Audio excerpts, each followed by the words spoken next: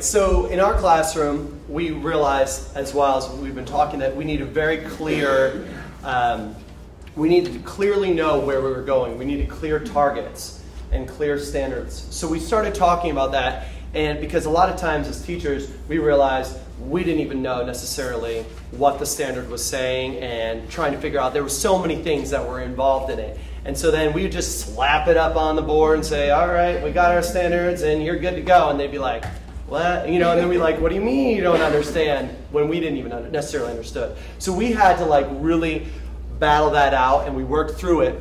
We came up with 3 levels. We took as many standards as we could, as many things as we were teaching, and we tried to come up with 3 levels. We came up with master, warrior, and then apprentice. And usually the warrior and the master, those levels were like on 6th grade targets.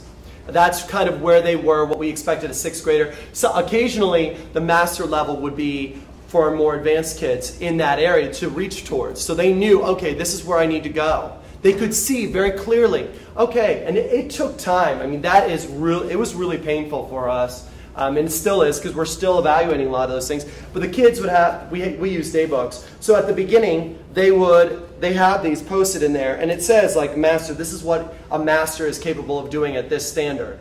This is what a warrior is capable of doing at this standard. This is an apprentice.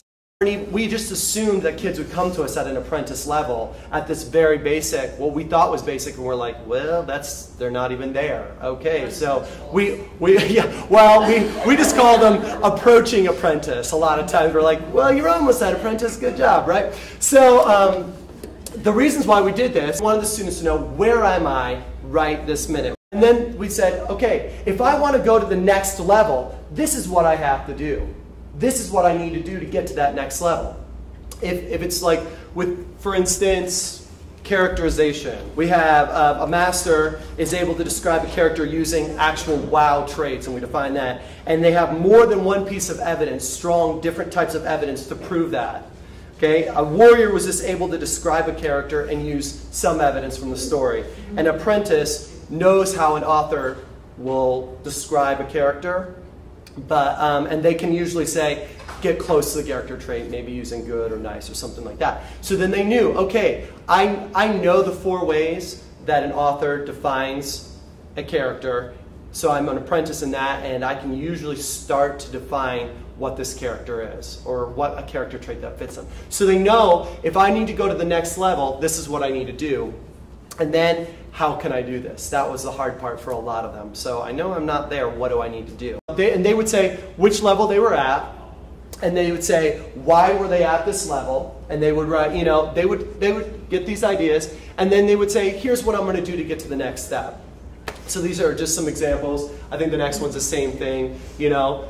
And sometimes we would come along and help them out. So then we started developing some efforts and goals, right? Because effort was a big thing that we realized we needed to really work on effort, because for those kids that, I know I'm not at that level, but I don't really care of getting there. We had to say, okay, what can we do? So we came up with this together as a class. We came up with an effort rubric, and then we started every week on Monday, usually the end of the period on Monday, after we introduced a new topic. We said, okay, we're going to do some efforts and goals. You know, setting goals for themselves. I want to read this many pages this week. I want to do this.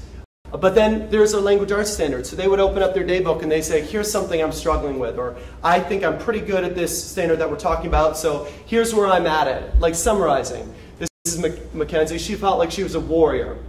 And how was she going to get better? So she came up with a plan. You know, I'm going to summarize a movie or show that I watch at home this week. That's what I want to do, right? You know, it's at least getting them thinking about doing it. And we had some students who came in and said, I was watching, you know, iCarly last night, or whatever it is that they were watching, and this is what happened. You know, so we'd have to sit through the 5-minute summary of that, but that's, you know, they were working on it. They're working towards it. And then the next week, they would come in, when they go to do their new goals, they would say, how did I do at these things? So they would say, did I meet my goal? Yes or no? So, for instance, Allie, here's an example of a sheet that she did. So every Monday at the end of class, they fill this out, and the next Monday they fill out a new sheet, but they also say, how did I meet my goal or not? How am I doing on this? And that's basically between them. Like effort, for instance, she said, And we try and work, like Mackenzie's effort is I can pay attention in class. We talk about that. Well, what does that look like, right? But for instance, Allie, she's saying, I'm going to raise my hand at least 2 times a day. That's a challenge for 6th graders to get in that mindset of what's something specific that I can judge myself on. Oh, I got to raise my hand 2 times. Did I do it or not? Check or no, yes or no, right? Kind of idea. It's like, do you like me? Yes or no, right? They're very in that mindset. So that was something that we did.